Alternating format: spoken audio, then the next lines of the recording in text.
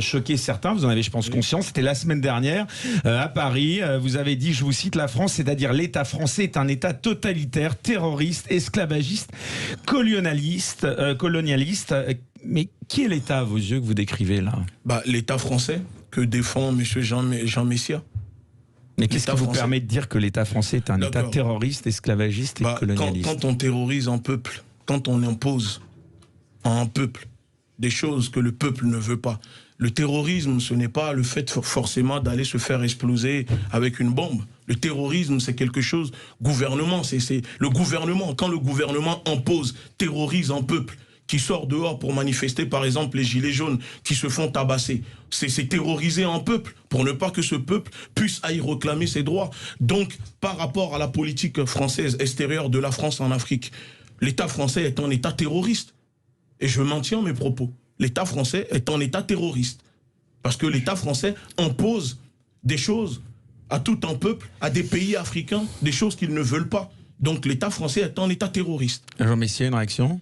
Écoutez, monsieur Béhanzin, si l'État français était terroriste, en tout cas, vous êtes la preuve vivante que la France n'est ni totalitaire, comme vous le dites, ni raciste, ni terroriste. Parce que si elle était totalitaire, si elle était raciste, vous seriez au mieux au fond d'une prison, au pire, au fond d'un trou.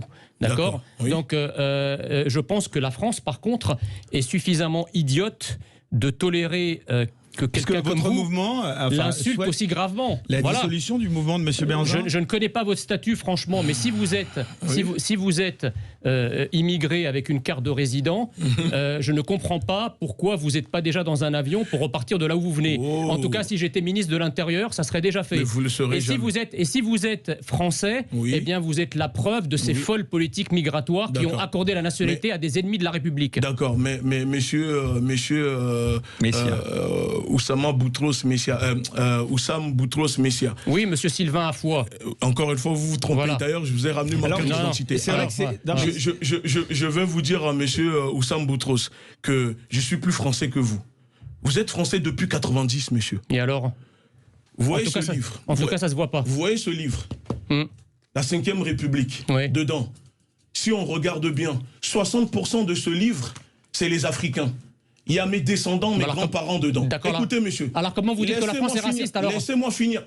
Comment la France peut-être raciste? 60% qui ont fait la 5e République sont des Africains. Mais la 5e République est raciste. Vous ne connaissez même pas ce livre. Aujourd'hui, à l'Assemblée nationale, les 60% qui ont fait la 5e République sont où? À l'Assemblée nationale. Mais monsieur, vous êtes contradictoire, monsieur.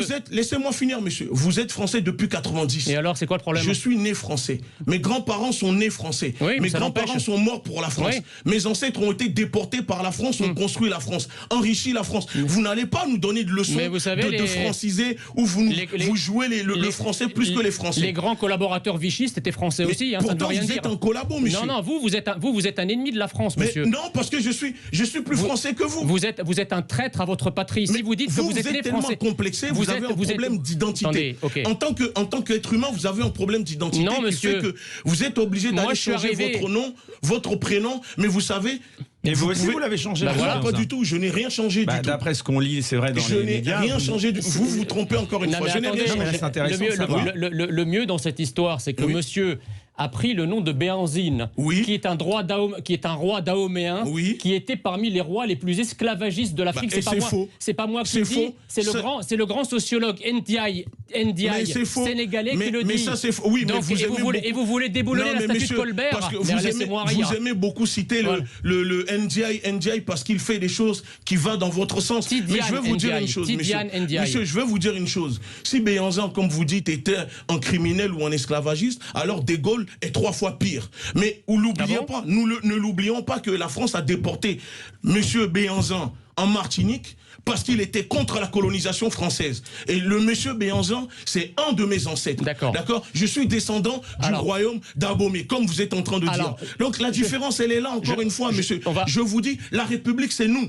C'est nous la République, ce n'est pas vous la République. On peut se parler calmement? C'est nous la République, ce n'est pas vous la République. Je peux vous répondre calmement. Je suis très calme, monsieur. Moi, je vais vous répondre calmement. Oui, on y va. Vous m'avez dit, et c'est d'ailleurs très intéressant, que la Ve République, ce en quoi je suis d'accord avec vous, effectivement, il y avait énormément de personnalités d'origine africaine dans la Ve République. 60%. Il y avait même de plusieurs ministres africains dans la Ve République. Voilà. Donc comment pouvez-vous, à partir de ce constat, maintenir cette idée complètement délirante que la France est raciste? Bien sûr. Attendez, je termine.